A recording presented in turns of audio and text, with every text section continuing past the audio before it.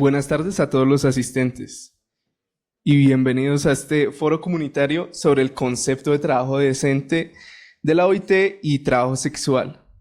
Es un gusto contar con su presencia. Extiendo un saludo muy especial a nuestros invitados. Su presencia aquí refleja un compromiso compartido para dar una reflexión jurídica y social, así como la búsqueda de soluciones innovadoras ante los desafíos que enfrentan quienes ejercen el trabajo sexual en nuestro país. Este ejercicio no solo busca difundir un conocimiento especializado, sino también fomentar la reflexión colectiva sobre cómo avanzar hacia una regulación más equitativa, basada en derechos humanos y libre de perjuicios morales. Vamos a analizar primero que todo las discrepancias entre la OIT y el tratamiento jurídico que se le da al trabajo sexual en Colombia.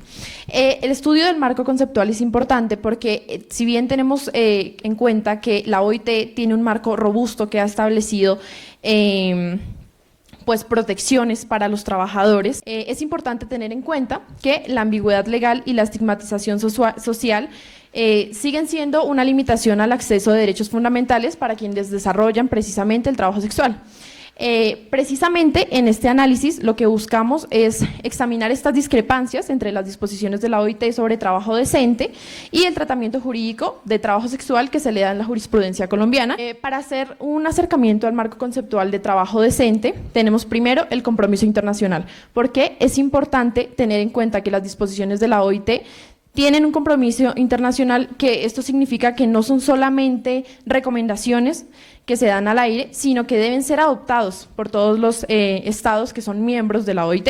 De acuerdo, continuando un poco con este marco teórico que hemos establecido en nuestra investigación previa, vamos a analizar una de las sentencias más importantes de este tema de trabajo sexual, la T-629 de 2010. Durante el desarrollo de esta sentencia, la Corte estudia el tema del trabajo sexual desde el problema jurídico de si a una trabajadora sexual le asisten o debe garantizársele las mismas garantías que tienen cualquier otra trabajadora cuando se encuentra embarazada.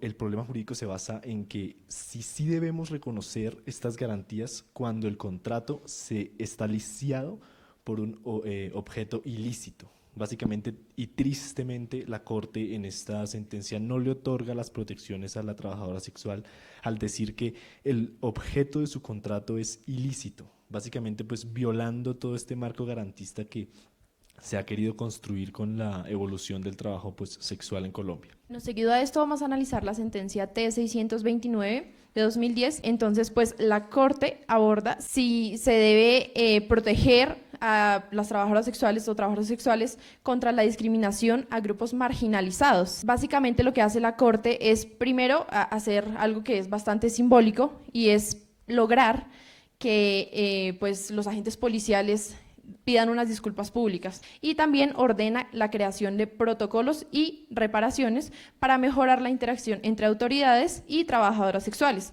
Para ello, pues lo que busca es hacer un poco de reparación al daño causado, incluyendo pues lo que les mencioné, las disculpas públicas, y exhortan al Congreso a que considere una regulación del trabajo sexual que defina derechos y obligaciones para las trabajadoras. De acuerdo, y como última providencia que quisimos analizar a lo largo de esta investigación, encontramos la T-736 de 2015. Se dio una problemática con el POT de la ciudad de Yopal. Básicamente, al actualizar el POT, lo que ocurrió fue que ya no era permitido el desarrollo de estas actividades en donde se encontraba básicamente el establecimiento pues donde ejercían estas trabajadoras. Todo el caso surge a partir de Janet Martínez, la propietaria de una casa de prostitución en Yopal, hacer una tutela básicamente porque le cerraron su negocio tras la modificación del POT en la ciudad.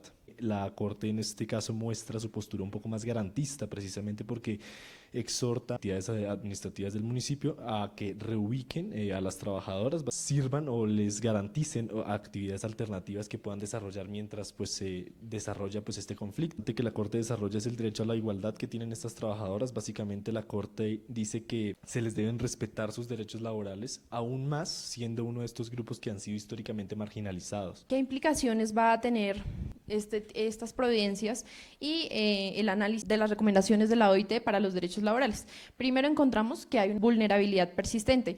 Esto porque hay falta de reconocimiento claro de cómo a los trabajadores se les impide acceder a beneficios esenciales como la seguridad social, atención médica y protección contra abusos laborales, como en el caso de la sentencia de la trabajadora embarazada, ya que a ella pues precisamente le reconocieron atención médica, pero no le reconocieron derechos laborales, pues precisamente porque se veía como algo viciado. También vemos que hay un ciclo de exclusión y es que esta situación perpetúa un ciclo de vulnerabilidad donde los sujetos de esta actividad laboral son más susceptibles a ser explotados o víctimas de violencia, porque pues como lo vemos en el análisis no están bajo un marco de protección. Vemos un marco legal insuficiente por la ausencia de estas disposiciones que den claridad sobre la capacidad para exigir los derechos que tienen estos trabajadores sobre un marco de trabajo decente.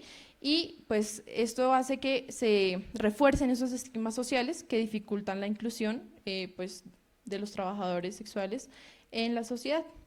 Ya para finalizar esta primera intervención en el foro, básicamente quisiera decir o resaltar un poco estas divergencias que hemos podido ver entre el concepto de trabajo decente de la OIT y la jurisprudencia nacional. Básicamente, como hemos podido observar, el concepto de trabajo decente de la OIT básicamente es universal, es internacional, básicamente busca no ser solamente una recomendación, sino ser una obligación para los Estados miembros de la OIT que deben implementar. Al contrario, y tristemente hemos visto cómo la jurisprudencia nacional ha oscilado entre reconocer esta actividad como una forma de explotación y no reconocerle a las trabajadoras sexuales estas garantías a las cuales tienen derechos. En este tipo de actividades y que con este enfoque garantista que se ha visto que la Corte tiene en algunas de sus decisiones, se llegue a un escenario más inclusivo y más equitativo. Muy relevante el decir que se necesita de un reconocimiento pleno de derechos para esta población.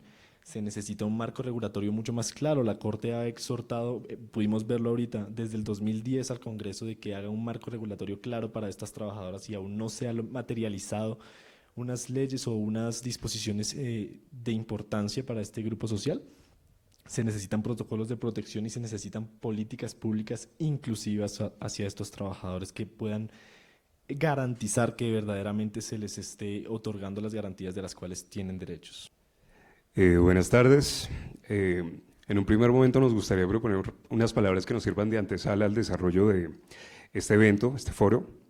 Extiendo el saludo a todos, buenas tardes. Hoy abrimos un espacio que busca poner en el centro una conversación necesaria, el trabajo sexual, sus realidades, sus desafíos y sobre todo los derechos que han sido negados o ignorados por décadas. Este foro no es solo un intercambio de ideas, es también un acto de reconocimiento de voces que han sido silenciadas, de experiencias que merecen ser escuchadas sin estigmas y de la urgencia de construir un diálogo que se base en el respeto, la dignidad y la justicia. Hablamos de trabajo, no de delito, hablamos de derechos, no de favores, y hablamos de personas reales con historias, necesidades y demandas legítimas. Este espacio no busca imponer una sola visión, sino abrir la posibilidad de escuchar lo que muchas veces se evita mirar. Que las preguntas que surjan hoy nos inviten a cuestionar estructuras, a incomodarnos si es necesario, a imaginar caminos distintos donde la exclusión deje de ser la norma y el reconocimiento sea un hecho. Para iniciar, quisiéramos entonces presentar a nuestras panelistas. Bueno, con esta breve introducción quisiera presentar a nuestras invitadas. Primero, Astrid Castellanos, médica, activista social, feminista y defensora de los derechos humanos con perspectiva de género. Igualmente, Amapola Suárez, líder social y defensora de los derechos humanos de las personas trans y mujeres que realizan actividades sexuales pagas. A Marjorie Ortiz, diputada del departamento de Boyacá, abogada UPTcista, dirigente social y popular. Reitero, agradezco contar con su presencia en este foro.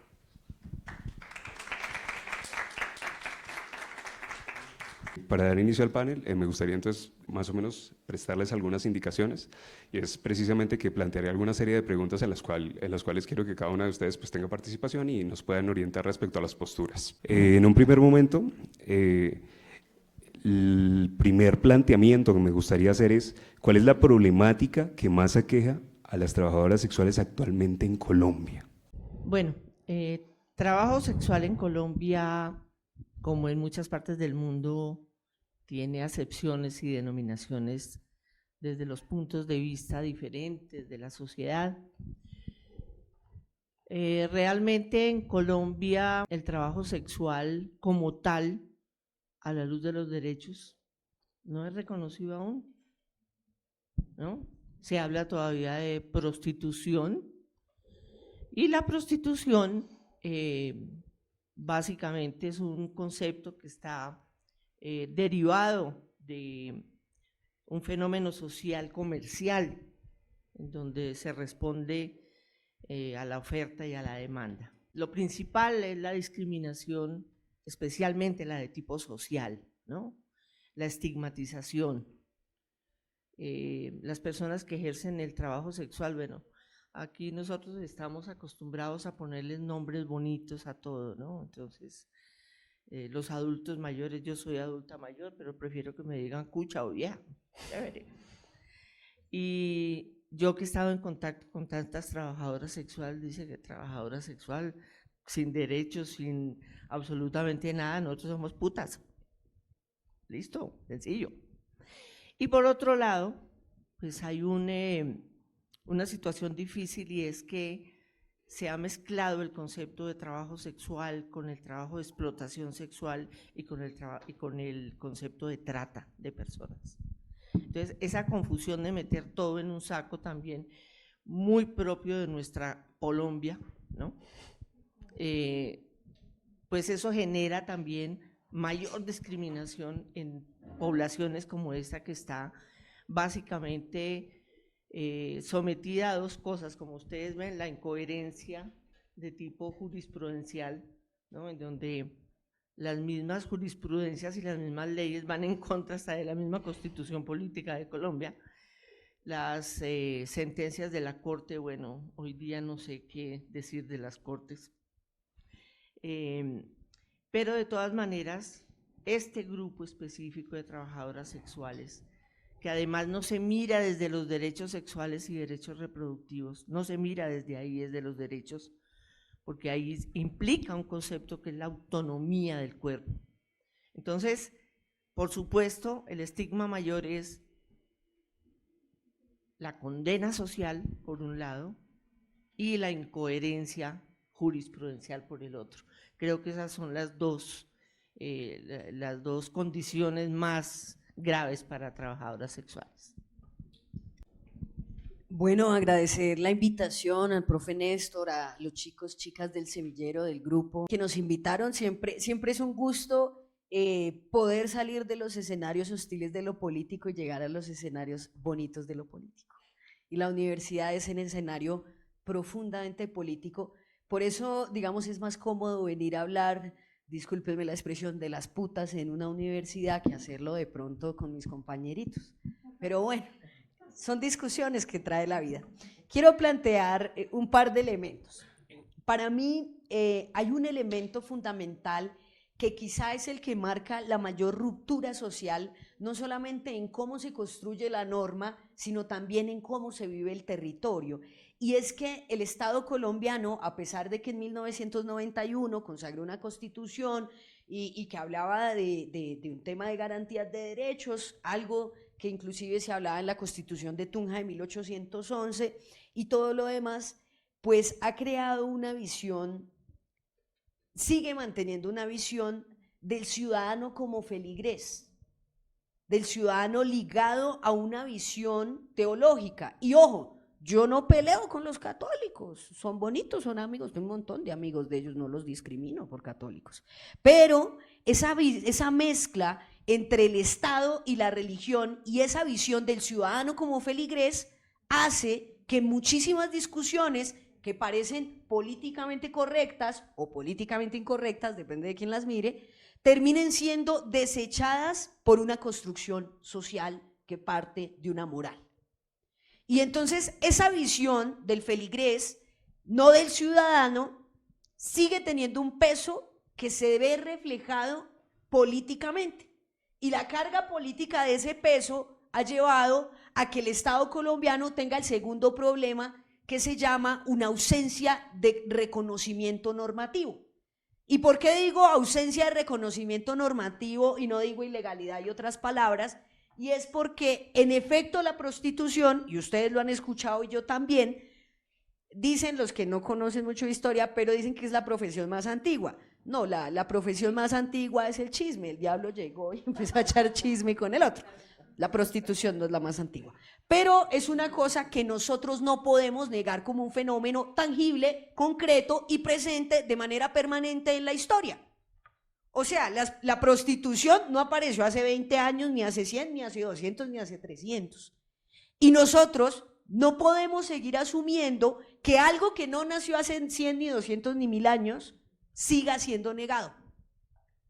Pero esa negación, en el caso de Colombia, que ha llevado a un vacío jurídico muy importante, porque entonces no es ilegal, pero tampoco es legal. Y no es ilegal en el sentido de que, comillas, yo puedo colocar en mi Facebook, tengo amigas que, mire, trabajo, o puedo salir y pararme en la esquina, o puedo, o sea, no, podrían decirme que está prohibido hacerlo en algún lugar, pero lo que no me pueden decir es que no existe, y sí existe. Entonces, mientras la visión moral siga pegada a la visión del feligrés, a la imposición, a propósito de que estamos en la elección del Papa, no hubo humo blanco hoy también hubo humo negro, pero esa visión teológica se ha impuesto y creo que eso se convierte, digamos, en un conflicto. El tercer elemento que me parece que es una discusión bien interesante tiene que ver con qué es la ciudad y para quién es la ciudad. ¿Qué es el hábitat de la calle y quién tiene derecho a habitar la calle? Y digamos, nosotros desde el equipo Protegiendo Boyacá, que lidero yo, hemos venido hablando del derecho a la ciudad, para quién la ciudad, cómo la ciudad. Y hay una conclusión a la que hemos llegado, y es, la ciudad no puede ser para algunos sí y para otros no. Por lo tanto, la calle no puede ser para unos sí y para otros no. Y en esa discusión de la calle, pues uno diría que nuestras amigas que hacen el trabajo sexual, y amigos, porque también los hay, que hacen el trabajo sexual, pues tienen todo el derecho a garantizarse varios derechos que no hemos reconocido. Derecho al mínimo vital. Yo tengo derecho a garantizarme lo mínimo para comer. Yo tengo derecho a ejercer y escoger libremente mi profesión u oficio. Y eso es un derecho que lo dice la Constitución, no me lo acabo de inventar, ustedes lo leyeron por allá en primer semestre, eso está en los primeros capítulos, derechos fundamentales por allá.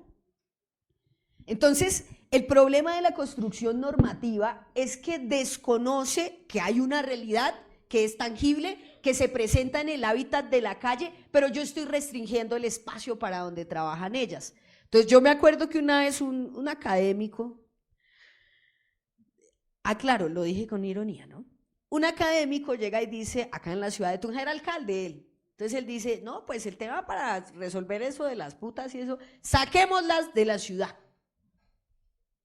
O sea, el problema no es que haya prostitutas, el problema es que se noten, saquémoslas de la ciudad para que no se vean. Y cuando uno reflexiona en términos del espacio y de lo que es la ciudad y el derecho a la ciudad, dice, malaya, gran problema en el que nos hemos metido. Porque estamos llevando a mujeres que están en una condición de, digamos, de trabajo compleja, ¿sí?, a un lugar donde no van a tener condiciones de seguridad fáciles. Porque si estando en donde están ahorita, digamos los que conocen, todo el mundo ha pasado por ahí, no se sonrojen, el Champagne y esos lugares, 69 es que se llama el otro ahora, pues uno se da cuenta que ahí la policía no llega como muy rápido. Y hay un fenómeno complejo ahí, es en la relación social, la interiorización de yo reconocer que el otro, la otra existe. Y es que nosotros todavía consideramos una vaina como de Marte ser amigo o conocer, hablar o tener un trato con una persona que tenga trabajo sexual. Y entonces si somos amigos o amigas de una puta, que no nos vean hablando en la calle, ay, qué pena. Y uno entiende que las putas digan como estos hijos de putas ni saludan. No, quiero decir algo, yo amo esa camiseta que dice, los políticos no son nuestros hijos. En la marcha de las putas salían con una camiseta que decía, los políticos no son nuestros hijos. Y si ustedes van y miran, es verdad. Es verdad. Y no es que estemos bien gobernados, así que vas a dejar que los hijos de las putas sí nos gobiernan. No, mentiras. Volviendo al punto, porque empiezo a divagar, el tema es que dentro de esa construcción de lo social, desconocer al otro, desconocer a la otra, pues es complejo porque asumo yo que yo tengo derecho a usar el parque. Ay, pero la marica, la puta, que no se me pare en el parque. Yo tengo derecho a usar la calle, pero la puta que no se me pare en la esquina. Y restringimos el uso del espacio o asumimos que tiene que haber una, comillas, zona de tolerancia. Entonces restringimos un pedacito de la ciudad, entonces las putas de la esquina para allá me hacen el favor, se me organizan debidamente una detrás de la otra. Sin condiciones para trabajar, que sería el punto, digamos, del vacío. Para mí esos serían como los elementos más complejos, pero sobre todo, en ese tema jurídico, ¿somos todos estudiantes de Derecho? Bien. En ese tema jurídico, el tema del objeto, cuando habla de que se asume que existe un objeto ilícito, se parece a la discusión de la coca. ¿La coca es ilícita? De pronto la hemos declarado ilegal, pero ilícita. Es decir, nosotros vamos a negar la existencia, el ser y la tangibilidad de un hecho concreto como prostituirse, para decir que cuyo objeto es ilícito, porque, digo yo sin mucho conocimiento propio, pero pues yo no conozco a la primera que diga, me voy a prostituir para enriquecerme ilícitamente. O sea, ¿cómo me enriquezco ilícitamente si estoy ejerciendo un trabajo con mi cuerpo? ¿Sí me entienden lo que estoy diciendo? ¿Qué de ilícito hay en usar tu cuerpo y ser libre frente a tu cuerpo? Porque ese es el otro problema, que parte de la discusión con la prostitución tiene que ver con lo estético. Si se le ven las tetas, si se le ve el culo, si se le ve la vagina. Y ojo, yo les voy a hablar desde lo pudorosa que soy yo, que tengo mis pudorosidades, y digo, pues claro, se convierte en una afrenta a lo religioso que una nena muestre una teta, pero es que una teta es muy natural.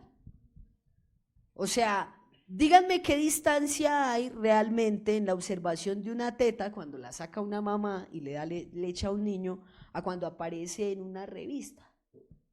No hay ninguna distancia visual, hay una distancia imaginativa. Pero esa distancia imaginativa, ¿por qué surge? Porque asumo que el cuerpo debe ser tapado, el cuerpo no debe ser visto y se asume el cuerpo como no natural. Pienso yo que esos serían como 4 elementos centrales de la pregunta. Bueno, buenas tardes para todas las personas presentes. Agradezco muchísimo la invitación y agradezco muchísimo la invitación también por darnos esos espacios a las personas que estamos en esos lugares, en esas trincheras, a las personas que venimos de esas calles, porque bueno, tal vez aquí también pues hay estas voces que se plantean desde lo académico, pero siento que también es súper importante que le demos un lugar a las comunidades, a las personas que ejercemos el trabajo sexual, a las personas también que hemos venido dando una lucha muy concreta, tanto por el cuerpo, como por la existencia, como por el espacio público, como por el trabajo, como por derechos en la salud.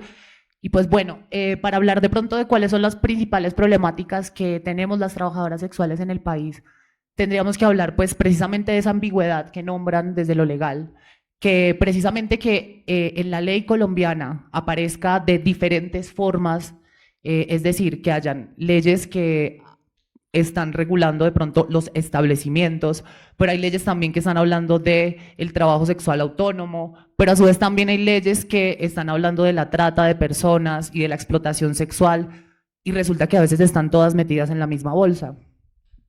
Y siento que todas son cosas súper importantes porque ninguna niega a la otra. O sea, es decir, que también quisiera como debatir un argumento que siempre se nos dice a las trabajadoras sexuales que pues queremos promover el trabajo sexual y que queremos como imponer un lugar en donde todo el mundo tenga que ejercer el trabajo sexual, y eso no es así. Y digamos que obviamente que la trata de personas no tiene nada que ver como con el trabajo sexual autónomo, y mucho menos tampoco el trabajo sexual autónomo tiene que ver con las personas que ejercen el trabajo sexual en los negocios. Definitivamente todas estas regulaciones a quienes más han afectado es a las trabajadoras sexuales de la calle. ¿Por qué? Especialmente en este grupo de personas voy a meter a las mujeres y a las diversidades sexuales, que es como en los lugares en donde nos encontramos en todo el país. De pronto he tenido la posibilidad, tanto como trabajadora sexual, como activista e investigadora social, de poder compartir con procesos de trabajadoras sexuales de todo el país, y es repetitivo la manera en la que nos organizamos, la manera en la que nos vamos volviendo como una especie de gueto en un lugar de la ciudad específico, como esa zona de tolerancia existe en todas las ciudades, ¿sí? Y si nos vamos a esa zona de tolerancia, pues definitivamente no vamos a encontrar solamente a las personas que ejercen en los negocios, ¿sí? Que también esa regulación que se hace de los negocios, de cómo tiene que funcionar un negocio, de bajo en qué condiciones, también ampara un montón de situaciones de la trata de personas, y que las trabajadoras sexuales de la calle hemos sido unas de las que más hemos estado denunciando cómo esa relación entre la regulación de los espacios donde se ejerce el trabajo sexual muchas veces se presta, por ejemplo, para que los dueños tengan menores de edad. ¿Cómo funciona acá en Tunja el trabajo sexual en estos sitios? Hay muchas mujeres que están allá todo el tiempo, que digamos allá se les da su comida, se les da, pero pues nunca salen de este lugar, ¿sí?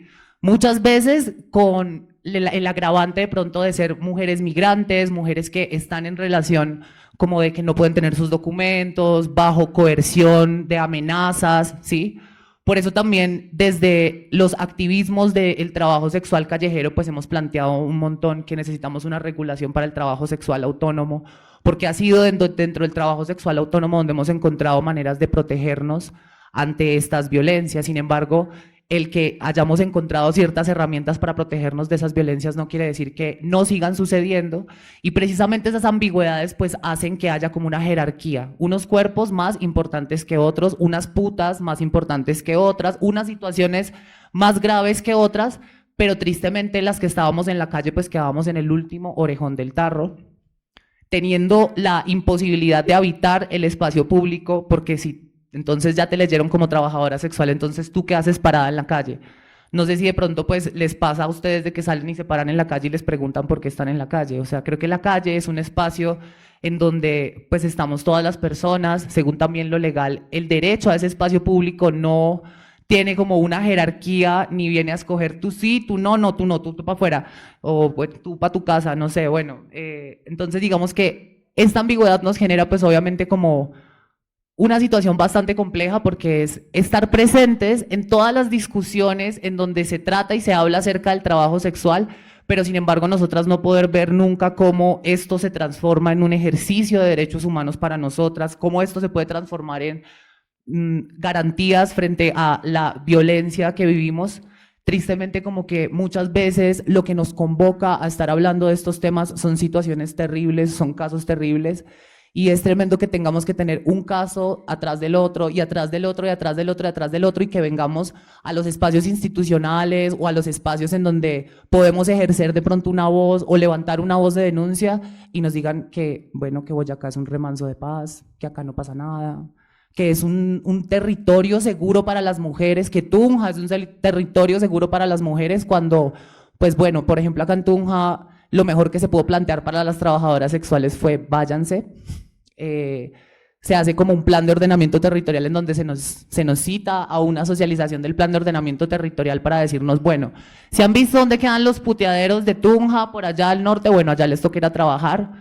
Y pues obviamente que íbamos a tener una postura de protesta, porque se viven violencias terribles en la calle, se viven cosas muy fuertes, ¿sí? Si se viven cosas muy fuertes cerca del comando de la policía, en un barrio céntrico, donde está todo el mundo, donde pasa, ahora imagínense qué puede pasar si un plan de ordenamiento territorial decide que tenemos que ejercer el trabajo sexual en el último orejón del tarro de esta ciudad, donde ni siquiera hay un hotel, una tienda, donde ni siquiera podemos comprar una botella de agua, o si llegado el caso tenemos alguna de las situaciones que es reiterativa y que suceden todo el tiempo dentro del trabajo sexual, como estas situaciones de violencia. Entonces, ¿qué vamos a hacer? Por supuesto que íbamos a plantear pues una voz de protesta. Pero literal, esto no solamente pasa en este territorio, sino que pasa en todo el territorio nacional, ¿sí? Además de que se han llevado a cabo en diferentes territorios, pues como ese adelanto como hacia las políticas públicas, que tristemente ninguna ha llegado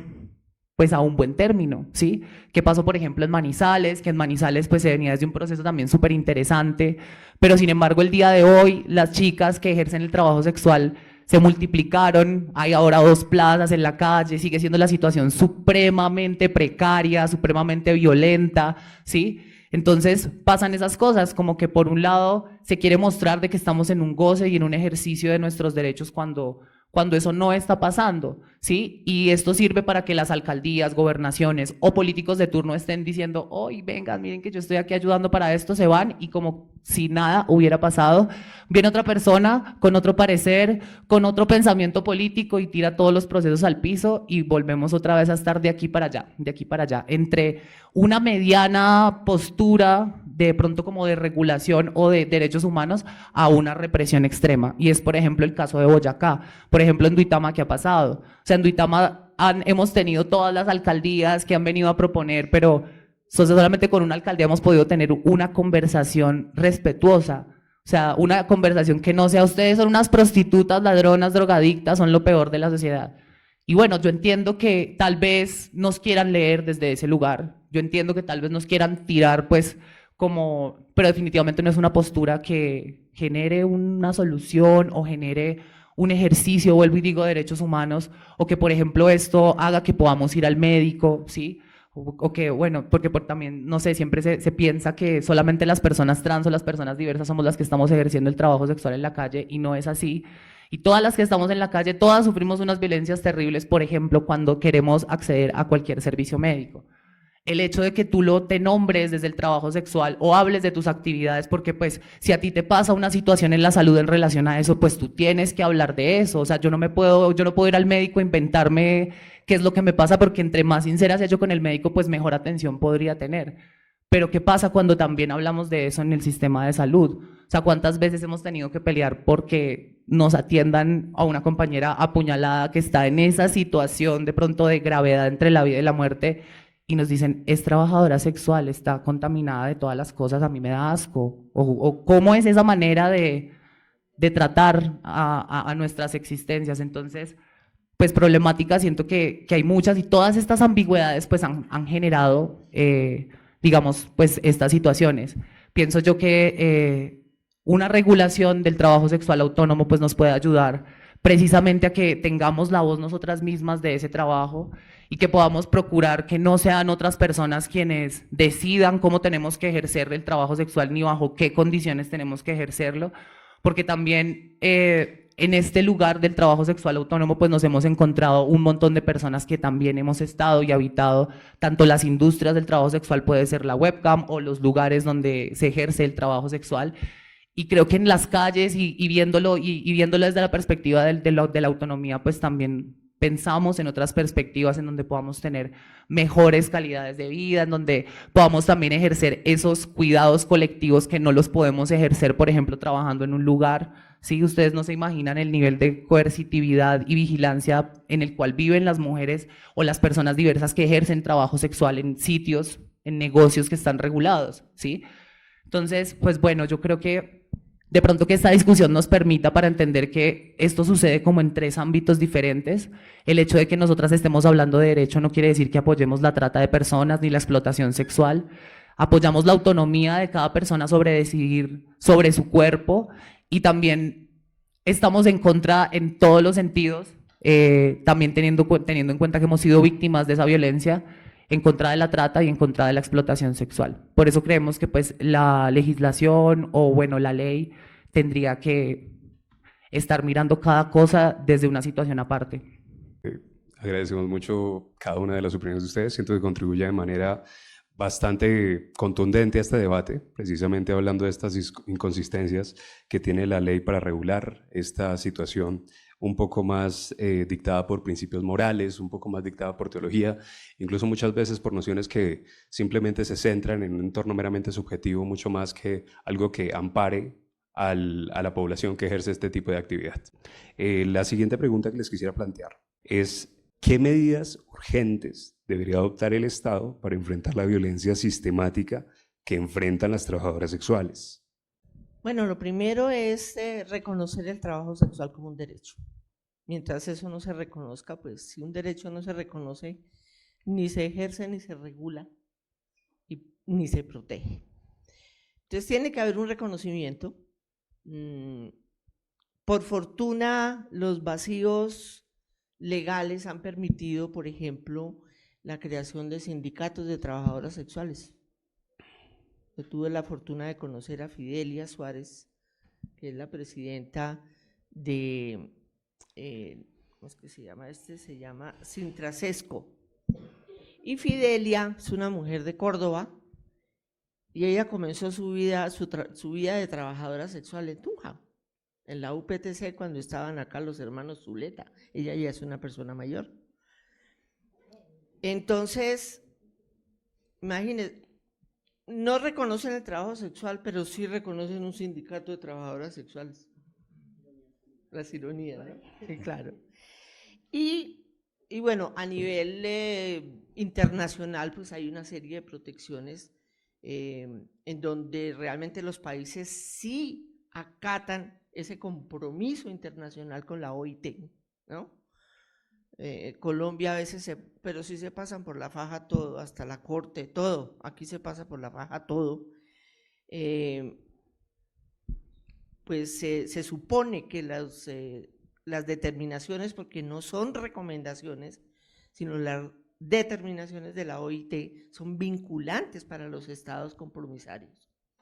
Entonces, acá no, acá entonces prevalece la legislación colombiana sobre unas normas internacionales, pero por fortuna esas normas internacionales han cobijado movimientos de mujeres en varios países, y recientemente, en el 2015, surgió digamos como una filial de un sindicato internacional, que es la Asociación de Mujeres Buscando Libertad, se llama Asmubuli, que inició en Perú, pero en Colombia ya desde el 2015 tenemos acá una filial.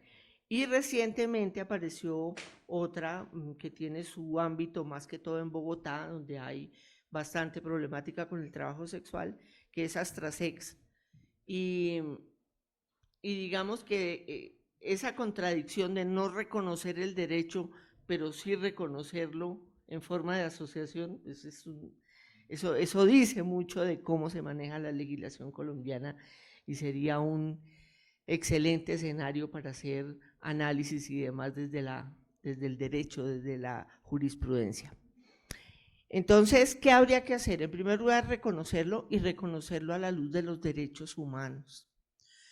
Reconocer que puede existir el trabajo sexual autónomo, es decir, yo decido ejercerlo, ¿cierto? Y ahí surgen cosas como las que yo he visto a través de mi vida. Soy defensora de derechos humanos hace bastantes años, pero no le digo cuántos para que no me hagan la cuenta. Y soy la mamá de todas ellas. Y resulta que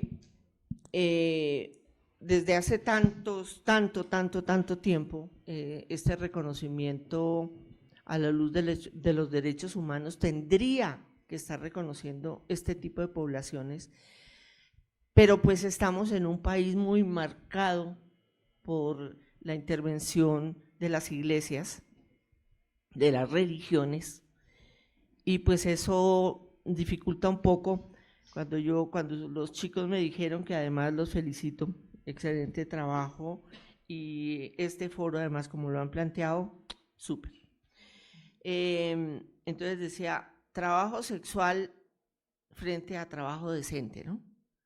Entonces yo lo publiqué en redes sociales, por supuesto, y alguien me preguntó, ¿y por qué hablan de trabajo decente si están hablando de prostitución? Entonces la gente no entiende que cuando se habla de trabajo decente, es trabajo en condiciones de dignidad, es trabajo en condiciones de oportunidad, garantía de derechos y garantía de asociación. De eso se trata el trabajo decente según la OIT, ¿cierto? Y a la luz de la Organización Mundial de la Salud es muy chistoso, porque yo he sido muy crítica con muchas cosas que nos suceden a las mujeres. Dice que es una actividad de intercambio de servicios sexuales a cambio de dinero o bienes. Entonces creo que la mayoría de cónyuges colombianas son trabajadoras sexuales. Entonces a mí me dijeron que el matrimonio no había que cobrar, algo así. Entonces es muy chistoso porque estos moralismos lo que generan es que se discrimine una población que tiene tantos derechos en cantidad y en calidad como todas las personas que habitamos este país y este planeta, ¿no? Entonces, reconocimiento, garantía de sus derechos, pero garantía real, ¿no? Garantía real, o sea, ustedes tienen derecho a habitar la calle, pero lejos de aquí donde no se vean, no, derecho real. Acceso real a la salud, al trabajo, a servicios jurídicos, a la educación, pero la estigmatización ha generado que inclusive yo lo he visto en entidades, en instituciones educativas que rechazan a una persona porque se sabe que ejerce el trabajo sexual. Entonces, ese tipo de discriminación yo creo, pero lo principal, bueno, tenemos la parte de leyes, tenemos la parte jurisprudencial a nivel nacional e internacional, pero lo que tenemos que hacer es un trabajo de concienciación a nivel social, ¿cierto? Donde sigamos siendo jueces de cada ser humano que pasa por el lado nuestro, pero no solo jueces, sino pues con condena incluida, pues es muy difícil, ¿no? Aquí se condena a las mujeres que ejercen el trabajo sexual, pero no se condena a los grandes ladrones del presupuesto nacional público. Entonces esas son las contradicciones y yo creo que el reconocimiento y la garantía efectiva de los derechos y quienes defendemos los derechos humanos estamos en ese escenario, porque defendemos los derechos de todas las personas indistintamente y creo que esa tiene que ser una condición, por eso no todo el mundo puede decir que es defensor de derechos humanos. Bueno, yo pienso que lo primero que hay que hacer, yo sé que es una obviedad porque ustedes son estudiantes de Derecho y ustedes todos lo saben, porque cuando uno está estudiando Derecho todo lo sabe, después de que uno se gradúa y se fue, pucha, no aprendí nada, pero como ustedes todos lo saben, ¿saben cuál es la...? En serio, yo sé que es una obviedad. ¿Qué sería lo primero que habría que hacer bien? Pues elegir bien. Elegir bien y elegir a gente que vaya a hacer lo que uno quiere que hagan, porque entonces a veces eligen gente, digamos, muy pispa y dice, ay, yo elegí a alguien guapo, parece inteligente y todo, y cuando usted va a ir, mira, descubre que usted quería que le cuidaran los páramos y los desgraciados le metieron minería en el páramo. O sea, si usted elige gente que tenga una visión política restringida, va a recibir un ejercicio político restringido. Puede escuchar entonces usted cualquier diputado que cualquier día de este año o del año pasado llega y dice, por ejemplo, que no, que eso se puede votar porque un concepto dice que se puede votar, no importa que la ley diga que no. ¿Me entendieron el ejemplo? Sí, muy bien. Me encanta estar con estudiantes de Derecho porque entienden esos ejemplos. Entonces, lo primero, elegir bien. Lo segundo, entender para qué votamos. ¿Qué es lo que yo quiero que el individuo o individua que va a representarme haga por mí o para mí? Lo tercero, entender lo humano. Yo vi Genealogía de lo Humano, ¿ustedes ven eso? Pues deberían, ¿no? En Genealogía de lo Humano, que me dio la profe Marta Chaparro, imagínate esa recocha. No, una clase bellísima, bellísima, claro, digo recocha porque de verdad era muy divertida, pero una clase profundamente seria.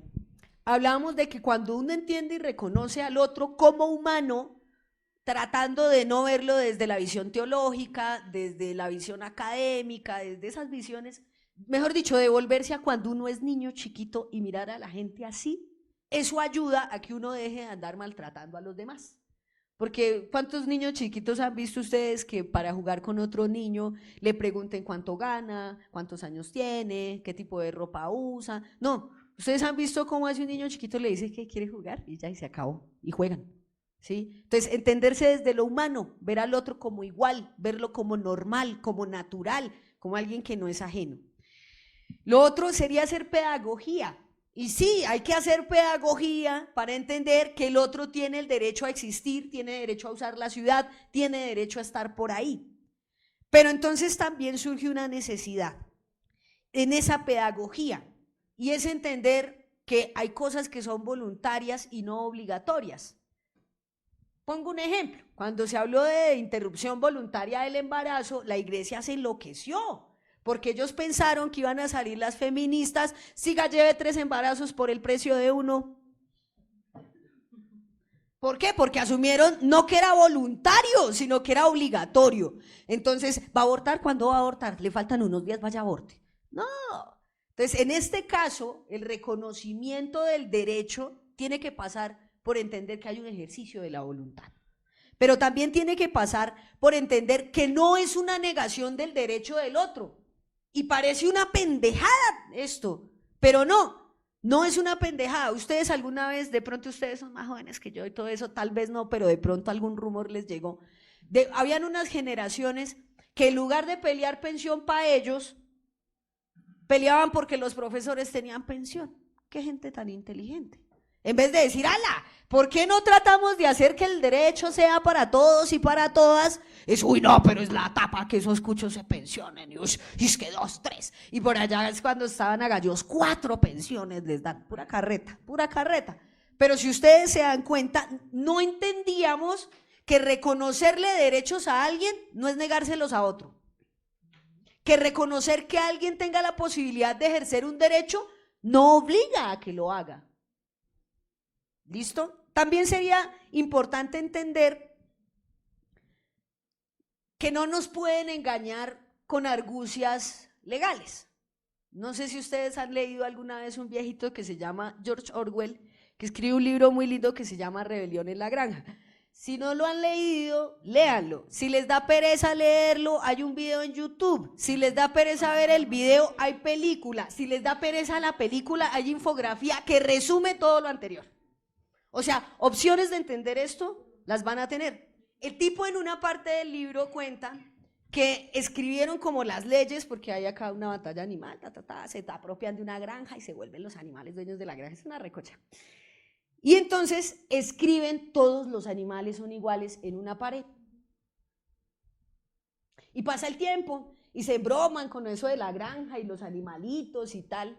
Y un buen día llegan y descubren que la pared ya dice, todos los animales son iguales, unos más que otros. ¿Me entendieron la argucia jurídica? Les voy a decir esto. Cuando aparece la ley, uno escribe, todos los hombres nacen libres e iguales ante la ley. Y lo ponemos en la ley. Y escribimos, todos los humanos nacen libres e iguales ante la ley. Y decimos que eso hace parte de la Constitución y es un derecho fundamental. Pero alguien en la jurisprudencia llega y dice, pero resulta que las mujeres no tienen derecho a votar. Porque es para los hombres. Porque todos los hombres nacen libres e iguales ante la ley. ¿Dónde dice mujeres? ¿Dónde dice personas negras? ¿Dónde dice putas? No dice. Entonces, a través de argucias jurídicas o a través de interpretaciones que restringen el concepto del derecho, nos quieren hacer que construyamos una intención normativa. Y esa pedagogía hay que hacerla. Porque si seguimos permitiendo que nos pongan todos los animales son iguales, punto, unos más que otros, punto, pues nos van a joder. Porque no vamos a ser todos iguales. Es como en la ley de Dios, hablemos de la iglesia. Diosito decía, no, Chucho decía, amaos los unos a los otros. ¿En qué pedazo colocó condiciones? ¿En qué pedazo colocó reglas? No puedo hablar a esta porque amar a esta porque es marica. No puedo amar a este porque es heterosexual. No puedo amar a este porque es negro. No puedo amar a este porque es ojipepeado. No caigamos en argucias jurídicas para reducir la garantía del derecho. Lo otro que habría que entender es que si no existen políticas públicas que garanticen el reconocimiento del derecho en el tiempo, pues es posible que pase algo que ustedes y yo sabemos que pasa en el mundo de lo jurídico. Si no hay alguien que impulse eso, ese derecho no se va a pasar, esa escuela no se va a construir, ese edificio no se va a terminar. Y entonces, ¿qué necesitamos? Una visión social que reconozca los derechos, pero que tenga garantías de inversión y de permanencia en el tiempo. Transitar de políticas de gobierno a visiones de políticas de Estado, que es parte un poco de la función de la política pública. Pero si no hay una política pública que sea garante, entonces pues apague y vamos porque nos jodimos. Nosotros nos estamos pegando de una. Es la política nacional de habitante de calle. Y de ahí estamos cogiéndonos para decir, espere, señor Estado, no me le tire las fresas al vendedor ambulante, no sea infeliz, ¿lo vieron ayer? Divino el ruso, ¿no? Qué lindo ser humano, 50 policías para recoger a un man que estaba vendiendo fruta. Eso me cuestionó la inteligencia de la policía. Ellos necesitan 50 personas para llevarse a un man con una carreta, wow, en fin. Además de constituir abuso de la fuerza, ¿cierto? Estas cosas que los abogados solemos decir, uso excesivo, Sí. Entonces, habría que reconocer las políticas que existen, entender cómo se proyectan en el tiempo, pero es necesario hablar de reformas normativas. Porque si yo hago reformas culturales, que es lo que propongo en los 3 primeros elementos, pero no hago reformas normativas, ¿qué nos pasa en el derecho? ¿Se acuerdan que nos pasa en el derecho? Pues nos enredamos, porque una de las tareas de nosotros es equilibrar que la construcción social vaya cerquita de la construcción jurídica, que la construcción social motive elementos de construcción jurídica y al revés, que la construcción jurídica genere y contribuya a la creación de nuevas pautas de conducta social. Pero entonces hay que revisar las normas, no solamente que van en contravía del uso del espacio, como claramente lo decía Amapola, pero también de esas políticas que restringen, limitan y o marginan el acceso a derechos como la salud, la educación, la vivienda. Creo que Amapola usted lo puede contar en carne propia, yo lo cuento de pronto a veces hasta como a manera un poco grosera y respetuosa, a manera de chiste. Pero pues, hermano, llega una chica trabajadora sexual a buscar un arrendamiento y le dicen, ni pues puta, si ella, pero soy puta, y no le arrendan, ¿sí? ¿Por qué? Porque no tienen derecho a sacar un arrendamiento, no tienen derecho a comprar un carro, se asume que no tienen una lógica económica. Y ese sería entonces el último punto. ¿Cómo nosotros entendemos que el tema de la prostitución no es un tema de la mera voluntad? También está ligado a lo económico. Y hay una relación económica allí.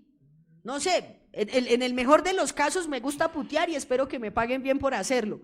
Quiero tener mis derechos y mis garantías para poderlo hacer. Ese sería el mejor de los casos, que usualmente no es el caso que pasa, ¿sí? Porque el caso que sucede es, juepucha, no tengo dónde trabajar, tengo este vicio mortal horrible de comer y no morirme de hambre, qué maña tan horrible la que tengo, entonces me toca ir a mirar cómo suplo ese vicio mortal que tengo de no morirme de hambre, esa maña de andar existiendo y de vivir, qué cosa tan horrible, entonces me va a tocar ir a...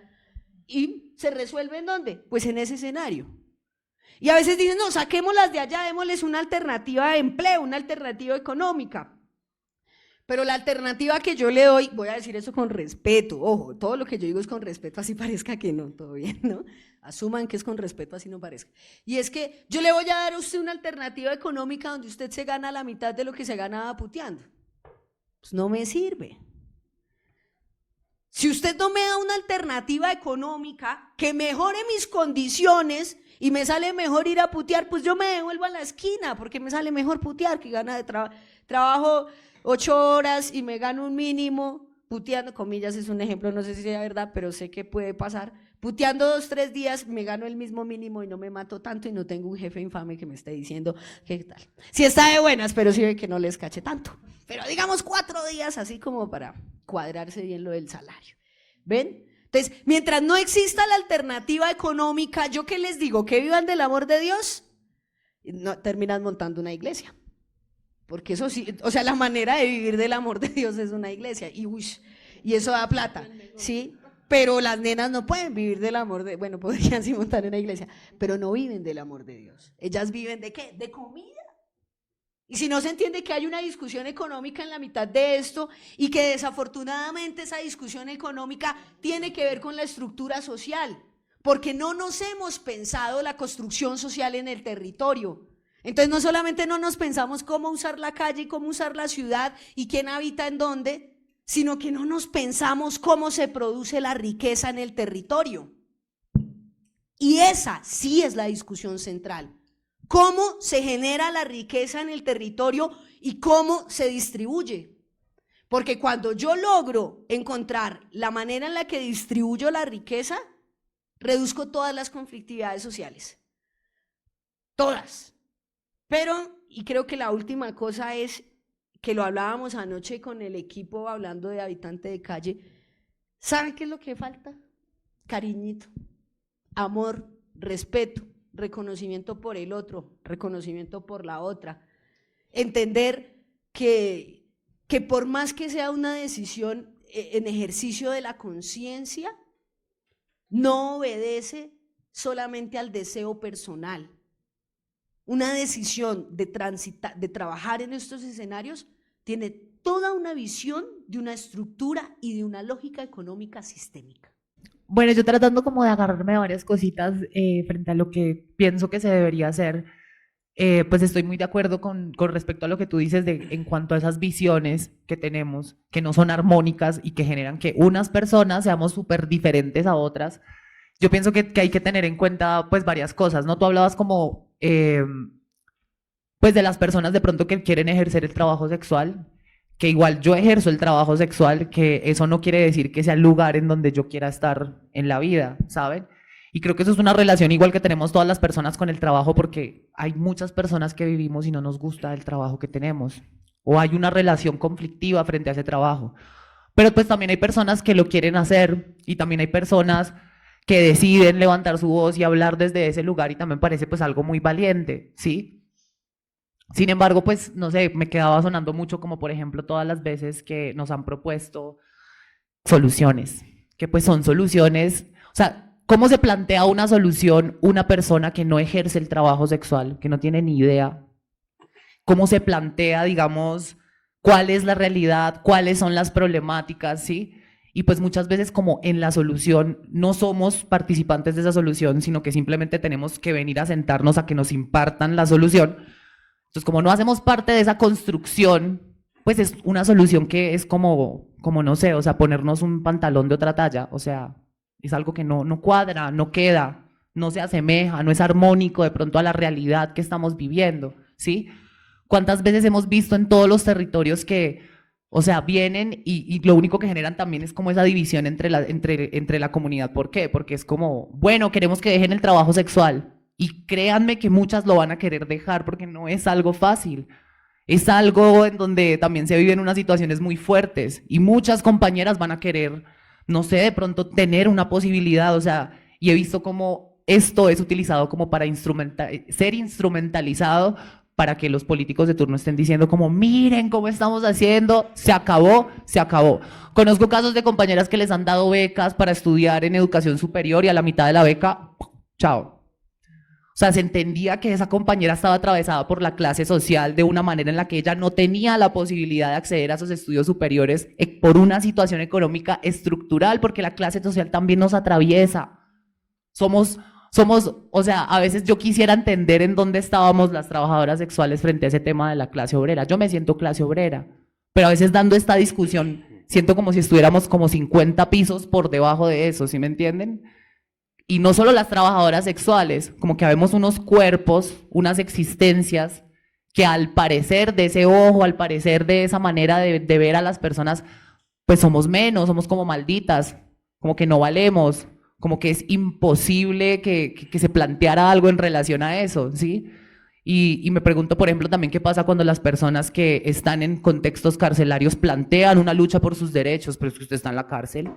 O sea, usted tiene que estar allá encerrado. ¿Cuáles qué derechos de qué? Y el hecho de que una persona esté privada de su libertad no quiere decir que tenga que estar muriéndose por una enfermedad o muriéndose de hambre o viviendo las condiciones paupérrimas de un sistema que se cae a pedazos, porque también, pues bueno, hablar de eso, nosotros también vivimos ese efecto de las puertas giratorias de cómo se castiga y cómo se reprime y cómo se persigue, ¿sí? Y cuántas de nosotras hemos entrado y salido de estos lugares y sigue siendo. ¿Y qué hace una si estaba trabajando en la calle y te metieron en la cárcel? Bueno, en la cárcel pues por lo menos te dan de comer. Porque cuando sales de la cárcel, pues ¿qué te toca hacer? O sea, no va a venir el Chapulín Colorado a salvarte, ni te va a salir en un paquete de Chitos una beca o un trabajo o una posibilidad. O sea, te toca salir a volverte a comer la misma miércoles, que fue lo que te hizo que tal vez, o ese contexto fue lo que hizo que terminaras en una situación de cárcel, ¿sí? Además de que lo hemos visto también, como eso es parte de lo que se utiliza para, pues, sacarnos de las calles, ¿sí? Como vemos, cómo hay, pues pongo el ejemplo de pronto, sin quererle tirar tanto a la política, pero hay personas que se roban miles de millones de pesos en recursos, y a la compañera que se robó 50.000 pesos porque estaba muerta del hambre la metieron 3 años a la cárcel, y 50.000 pesos que de pronto los podemos reunir entre todas y nos ponemos de acuerdo.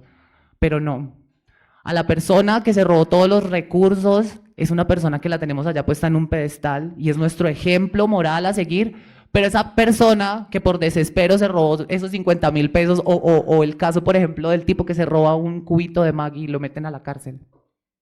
O sea, siento que también hay que hablar de esas cosas porque es que la clase social nos atraviesa de una forma re violenta también, ¿sí? Y hace que ese mundo sea completamente diferente para nosotras, o sea, nos sentimos en una igualdad de derechos porque nos concebimos, o sea, en igualdad de derechos hacia todas las personas, pero eso sí es una falacia.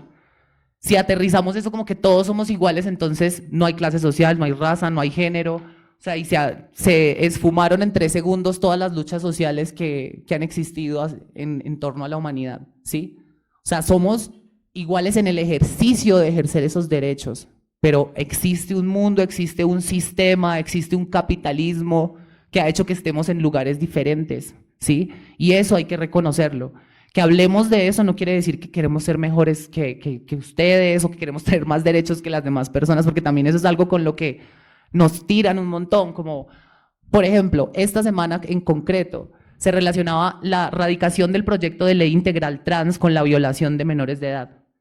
No entiendo, digamos, cómo puede tener relación de pronto como el hecho del abuso sexual como con un tema que no tiene nada que ver, porque es que el hecho de que estemos pidiendo derechos no quiere decir que somos abusadoras sexuales o que somos pedófilas o que estamos queriendo que los niños se hormonicen y que se operen y es más, nosotras también fuimos infancias a las que no se nos dio la posibilidad de tener una capacidad de decisión y decir esto soy y por esto peleo, y hasta el momento en donde cada una de nosotras pudimos pararnos por eso, lo hicimos real. Que hoy en día en Colombia muchísimas infancias a lo largo de todo el territorio están peleando por su colegio, por su uniforme, por su nombre, por su identidad. Para algunas personas eso puede ser una estupidez, pero lo siento mucho, me parece muy ruin y muy vil que se relacione eso con la violación y el abuso sexual, del cual no estamos de acuerdo ni tampoco queremos hacer parte, también porque hemos sido esas infancias abusadas sexualmente, ¿sí?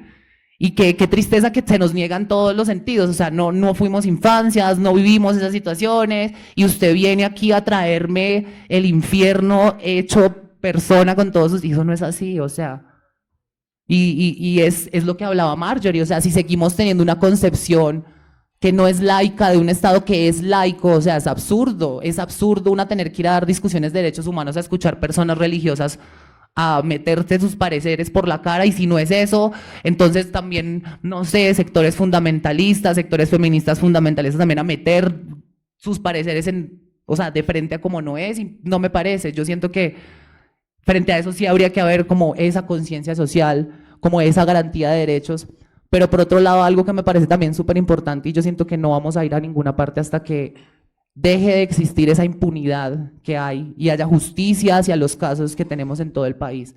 Estamos cansadísimas de estarnos despidiendo de nuestras hermanas, no hay un año en que no estemos con 4, con 5, con 6, con 7, o sea, les pregunto a algunos de ustedes a cuántos sepelios han ido este año.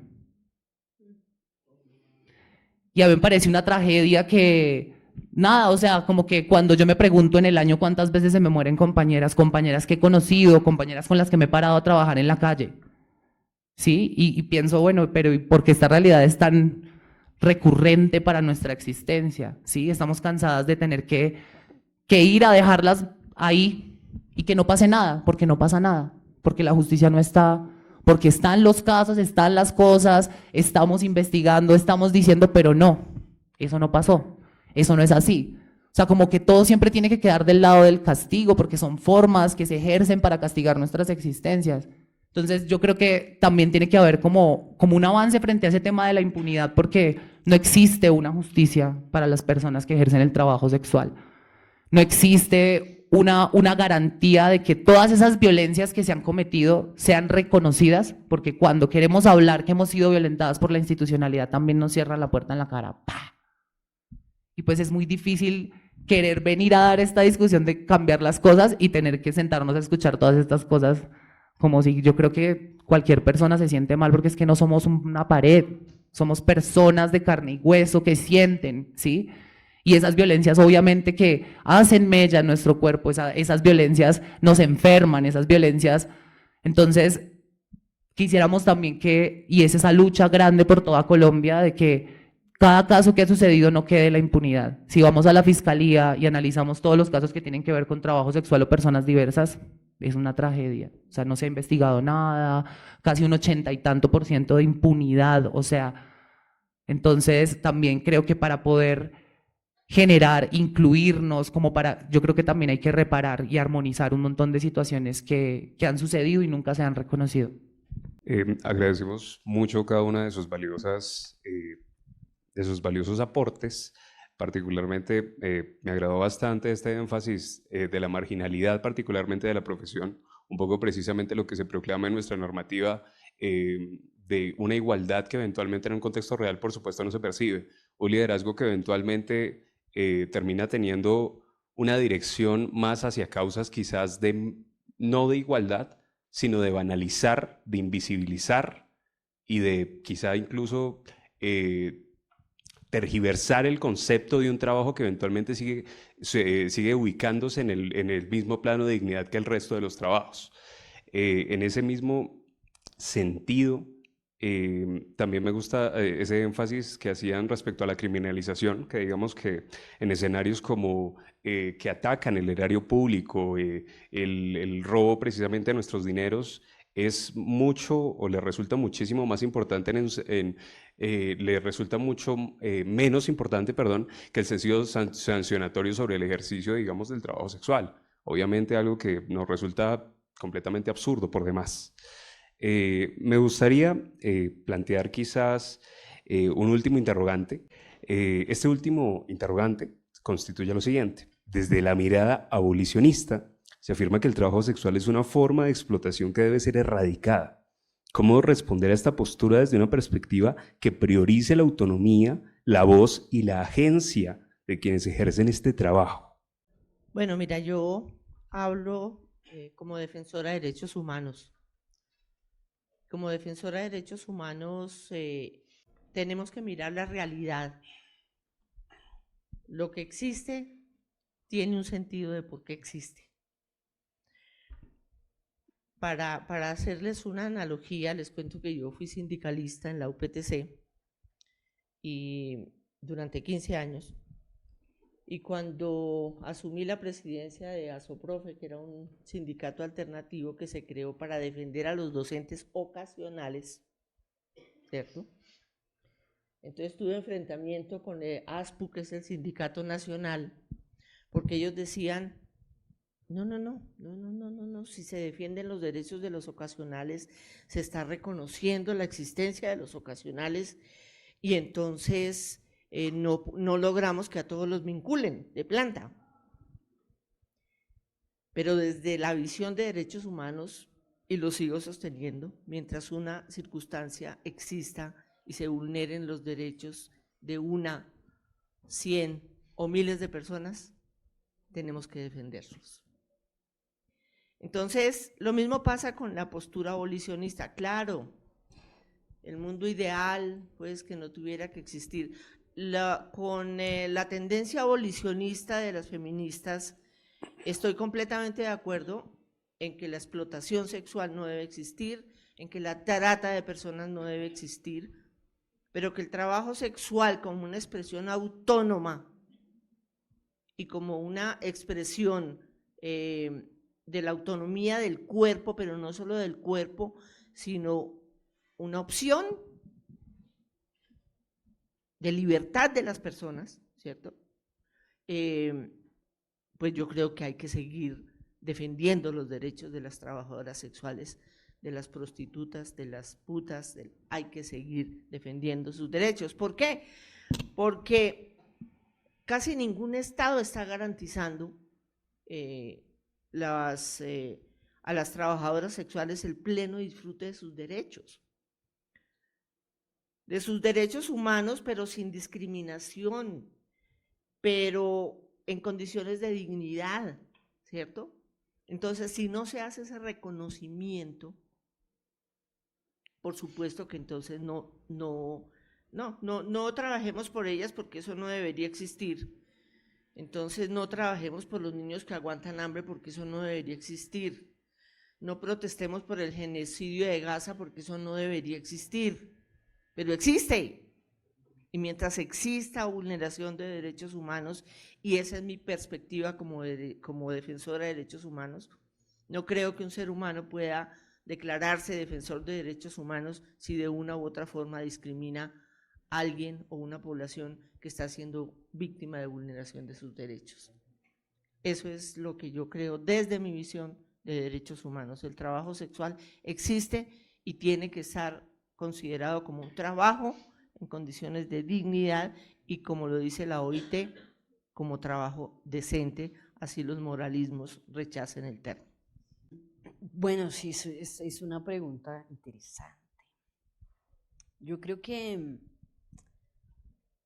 hay un escenario que no se ha entendido de la prostitución y que no se ha entendido en general de la relación humana, y es que hay una relación de poder. Y el ejercicio de la prostitución está atravesado por diferentes formas de imposición. Digamos, está el tema de lo económico, pero también está el tema de la fuerza, pero también está el tema de lo psicológico, y también está el tema de lo social. Y de alguna manera no se ha querido también entender que el escenario de la prostitución, voy a decir esto con respeto por los hombres, se convierte en un espacio donde ellos logran desfogar lo que no son capaces de reconocer en su compañera, en su madre, en su hermana, en sus hijas, en sus primas. Y es que se sigue entendiendo que el hombre ejerce un dominio de poder frente a la mujer o frente a las formas del ser mujer. Y ese dominio ha hecho que las mujeres nos marginemos de muchas posibilidades de lo económico. Entonces, al marginarnos de lo económico y ponernos, digamos, a una distancia que hacía Amapola hace un rato, que me parece súper sensata y súper prudente, y era la distancia entre la explotación sexual y la prostitución. Y es que, claro, quizá lo que no se querría de ningún modo es que alguien económicamente, psicológicamente, socialmente o culturalmente me obligue a prostituirme. Eso es lo que no se quiere, ¿sí? Pero yo no puedo negar que en el ejercicio de la autonomía podría hacerlo. Yo les voy a hacer una confesión acá. Yo soy de las personas que considera que no debería existir prostitución. Yo considero eso, que la mujer no debería o no debería verse abocada a tener ese empleo, salvo que quiera tenerlo. ¿Sí me hago entender? Mi querer no me hace limitar la intención de la otra, porque si ella quiere prostituirse, ¿yo quién carajo soy para decirle que no lo haga? Es como cuando, no sé, usted quiere trabajar en refrigeración Oiga, pero tiene muchísimo riesgo de morirse, ¿de verdad quiere? Sí, quiero. Porque si es un tema de riesgo y de salud pública, deberíamos prohibirse en bombero. ¿Ustedes saben cuánto tiempo de vida pierde un bombero en un incendio? ¿Ustedes saben cuánto tiempo de vida pierde un bombero en un incendio? ¿No? Por cada hora de incendio, él pierde un día completo de vida. Si es un tema de riesgos, prohibámoslo. Qué cosa tan peligrosa. Usted por cada hora que esté en un incendio va a entregarle a gente que no le paga, no lo reconoce. De hecho, ya había discusión en el Congreso por el tema de la financiación de los bomberos. Usted va a estar allá matándose por gente que ni le va a pagar bien ni le va a agradecer. Por cada hora usted pierde un día de vida, si es un tema de salud pública. Pero como ese no es el tema es de reconocimiento del derecho. El reconocimiento del derecho, ¿qué me tiene que llevar a mí a entender? Lo que decía antes, que una cosa es que sea voluntario y otra cosa es que sea obligatorio. Y el hecho de que yo no lo quiera hacer no significa que alguien no quiera. Y si el otro lo quiere hacer, tiene que tener las garantías y las condiciones para hacerlo. Es como la mendicidad. ¿Ustedes sabían que la mendicidad es totalmente legal en Colombia? Totalmente legal. No está prohibida. De hecho, está permitida. Ah, que yo no quiero ser un mendigo. No, yo no quiero. Pero el que lo quiera hacer, que lo sean las condiciones mínimas para garantizar su dignidad en términos de su existencia. Entonces yo creo que hay que entender que hay una relación de poder, pero que en esa relación de poder, frente a las mujeres sobre todo, no es que a los hombres no, pero digamos las mujeres y sobre todo las mujeres trans, creo que estamos en la mala, y es que muchas veces se termina haciendo lo que se puede, no lo que se quiere, ¿sí? Entonces es como, yo no sé si ustedes vieron el man que decía, no, yo quería tener un hipermercado, pero ahora tengo una farmacia hiperdroguería, sí, porque no logró tener hiperfumería, la vaina. Quería un hipermercado y logró una droguería, hiperfumería. Entonces, porque una cosa a veces es lo que uno quiere y otra cosa a veces es lo que la vida le permite. Y si la vida te lleva allá, les voy a contar algo. Nosotros que somos a veces tan xenofóbicos y molestamos a las venezolanas con el tema del trabajo sexual, y que, ay, que vamos para donde las venecas, que no hay que, los manes que tienen las mañas, y tal. En un momento, eso era hacia las colombianas en Venezuela. Entonces ya no era de vámonos para donde las venecas, sino vámonos para donde las colochas. ¿Por qué? Porque era lo que se podía llegar a hacer en un escenario económico que pasaba por encima de las posibilidades de trabajo de esas mujeres.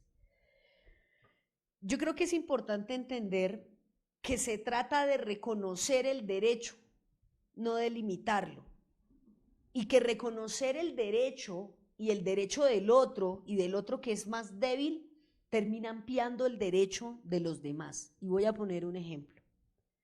Una de las peleas que tenían los habitantes de calle del centro de Tunja es que, yo no sé si se han dado cuenta, pero dentro de ese excelente servicio al cliente que maneja esta ciudad, nunca le prestan a uno un baño, todos valen 1.000 y no se lo prestan a los habitantes de calle. Aunque tengan los 1.000. Muchas veces no se lo prestan al chirri, digamos al Felipe se lo prestan porque el man pues se arregla tal, sí, el Felipe que lo conocen, ¿no? Lo han visto por acá en el centro. Ay, si no conocen a Felipe, caminen por Tunja porque es terrible. Pero el man, pero en general a un habitante de calle no, ¿sí? Cuando hicieron los baños públicos, ¿los únicos beneficiados fueron los habitantes de calle? No, fueron los principales, pero no los únicos. Y que se hicieran esos baños los beneficia primero a ellos, pero después a la señora embarazada que no encuentra quien le preste un berraco baño, aunque a veces somos más buena gente con las señoras embarazadas, ¿no? Pero de pronto un adulto mayor, una chica, un chico, no, que de pronto no sacó plata. Y todos nos beneficiamos del baño público. Cuando apareció la universidad pública, la idea era que todo el mundo pudiera entrar a ella. ¿Alguna universidad privada quebró porque abrieron universidades públicas? Ninguna. ¿Por qué? Porque el reconocimiento y la garantía de ese derecho no implicó negárselo a otro. Y creo que ese es uno de los grandes errores que tiene este país, que normalmente nos pasa lo de Orwell, unos animales, todos los animales son iguales, unos más que otros. Y nos la meten así y no entendemos que se trata es de reconocer la dignidad en el amplio espectro desde lo que se quiere ser. Si yo quiero ser payaso, pues sí, chévere, yo tengo una amiga que es una gran payasa y yo decía, uy, parce, debe ser toda una locura vivir de ser payasa. Y ella decía, sí, nos reímos mucho, no ganamos tanto. Mentiras. Volviendo a lo serio, entonces voy a cerrar la idea. Uno, entender para mí es clave que hay una relación económica. Dos, que esa relación económica está atravesada por una relación de poder y esa relación económica atravesada por esa relación de poder muchas veces nos pone no donde queremos, sino donde tocó. Y que en ese ejercicio de estar donde me tocó, tengo que encontrar las garantías mínimas del Estado para vivir en una condición de dignidad y poder acceder a un empleo, sea del que se trate en condiciones dignas. Y entender de verdad, y cierro con esa idea, de que el reconocimiento de mis derechos no implica una negación del reconocimiento del derecho del otro. Que el ejercicio de lo voluntario no convierte en obligatorio y que la existencia de algo posible, tangible y material no puede ser negada por la norma. Bueno, a tratar de ser breve y directa frente a la pregunta, dando un pequeño contexto, porque definitivamente yo no estoy de acuerdo con las ideas que proponen la abolición del trabajo sexual, con el respeto a las personas que apoyen esas ideas, para mí es como una ficción de Star Wars. Y pues voy al punto por qué. Siento que es un tema muy complicado y pues la verdad me parece un poco triste tener que hablar de eso porque si bien las luchas feministas o las luchas de las mujeres han sido un bastión que nos ha congregado a las personas trans también y que nos hemos dado esa posibilidad de movilizarnos en ese movimiento amplio. Y es muy, muy triste, la verdad, casi que para mí una tragedia, que en esos espacios tengamos que llegar a hacer un plato de comida encima de la mesa para ser debatidas nuestras existencias, como si esas existencias no nos dolieran, como si esas existencias no las viviéramos y no las sufriéramos, ¿sí? Entonces, hago este contexto porque, pues, quiero hablar de que esas ideas han tenido unas implicaciones súper violentas para nosotras dentro del movimiento. Han hecho que nos alejemos del movimiento, han hecho que busquemos otros horizontes dentro del movimiento y me parece tremendo, viviendo la cultura patriarcal y machista en la que vivimos, que esto sea un tema para que nos disputemos poder entre las mujeres, ¿sí? Esta discusión nos ha hecho a las personas trans pensarnos cómo la categoría mujer pues resulta una categoría de poder que también nos está exigiendo y que también nos está doliendo. Y me parece complejo porque pues, bueno, o sea, es muy difícil como venir a decir como, oye, esta compañera pasó de ser compañera a ser una violentadora tuya. Y es muy complicado, o sea, yo creo que, vuelvo y digo, siento que es como una postura que puede tener muchos puntos que son interesantes, pero pues a mí me parece que es que en nuestra cultura y en Colombia y en nuestra propia historia tenemos un montón de elementos para analizar cuál es la realidad que vivimos, como para tenernos que ir a leer a todo el mundo por allá de otras partes y todo lo que ha pasado en otros lugares, que pues bueno, me parece muy interesante también, pero siento que a veces cuando yo le quiero imponer el parecer a la otra compañera que no ha tenido esa posibilidad de acceder a un libro o a una educación o a una porque volvemos y hablamos de la clase social, ¿sí? Porque resulta que habían unas personas que estaban en una clase social que estaba afuera de todos estos lugares, ¿sí? Y cuando le queremos meter por los ojos la discusión a la compañera, pues me parece que es algo tremendamente, pues, violento también.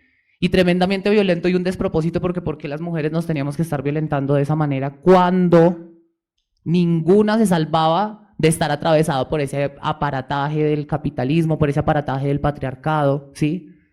Por supuesto que nos pusieron también en la tarea de hablar de estas violencias, de hablar de que ese feminismo transexcluyente y abolicionista pues no nos quiere en los espacios, que en los espacios en donde podamos tener la discusión pues se discute nuestra identidad de género, de qué trabajamos, si está bien o está mal, ¿sí?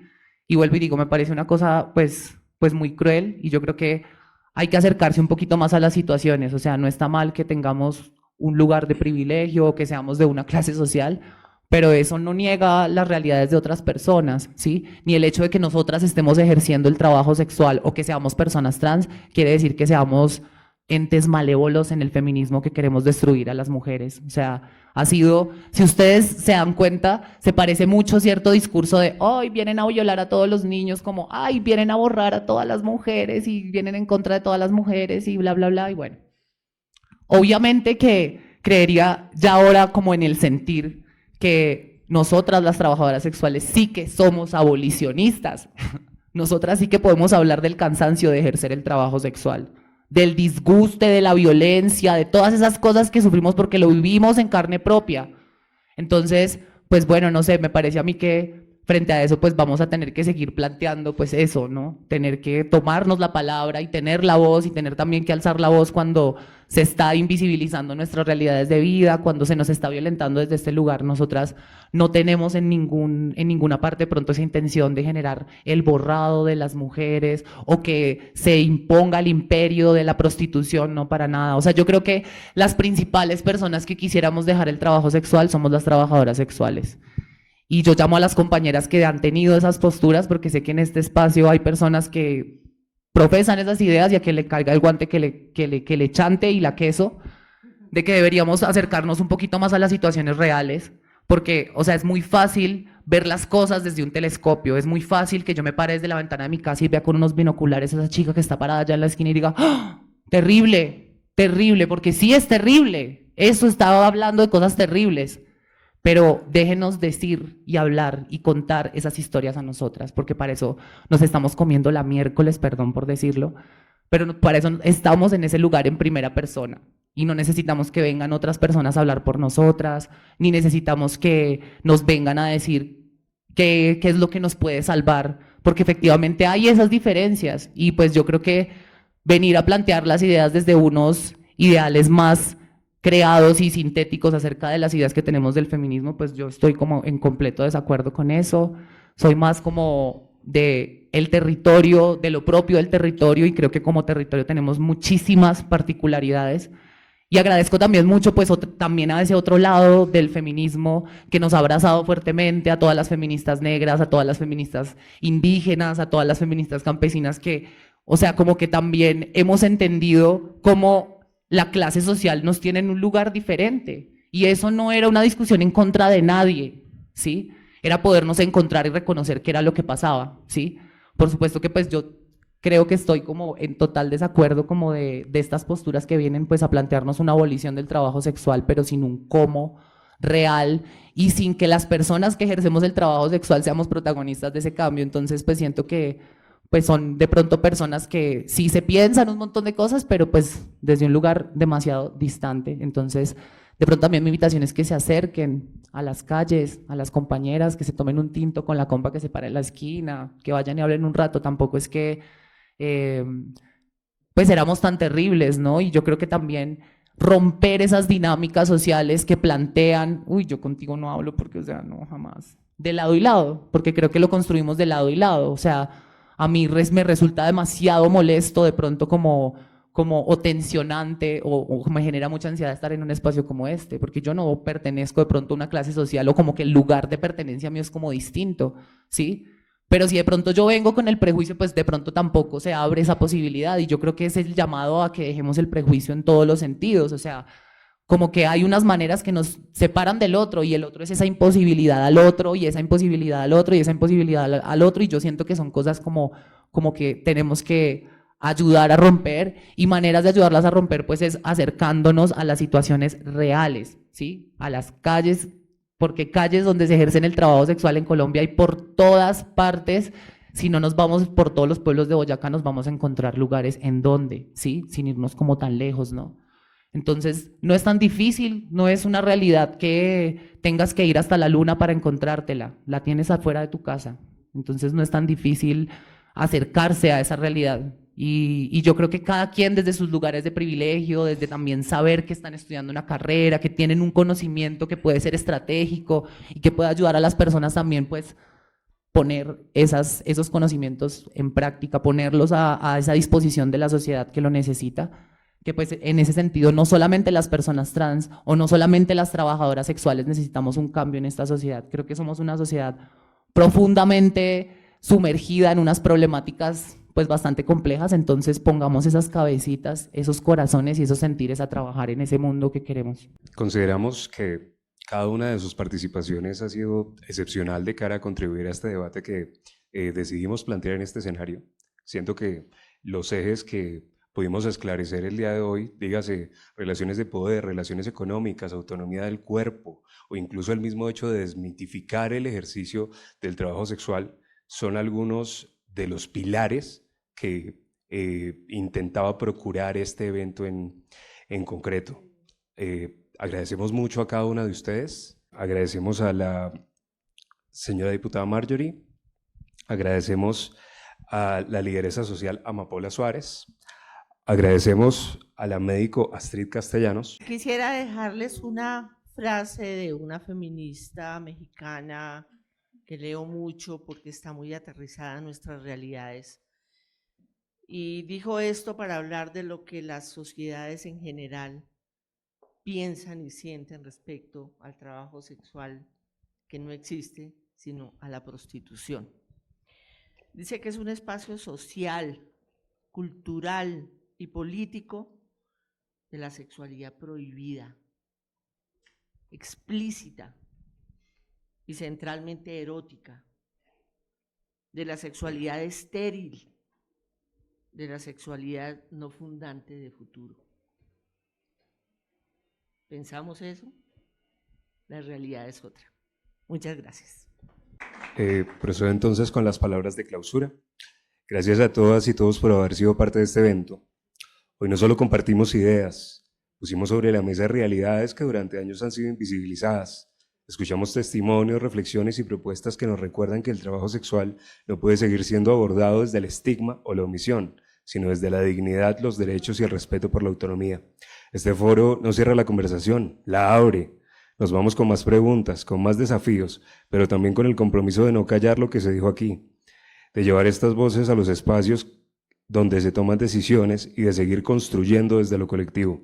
Que este encuentro sea un punto de partida para acciones reales, porque reconocer es el primer paso, pero transformar es el verdadero reto. Gracias por hacer parte de este diálogo. Así pues, damos por concluido el foro.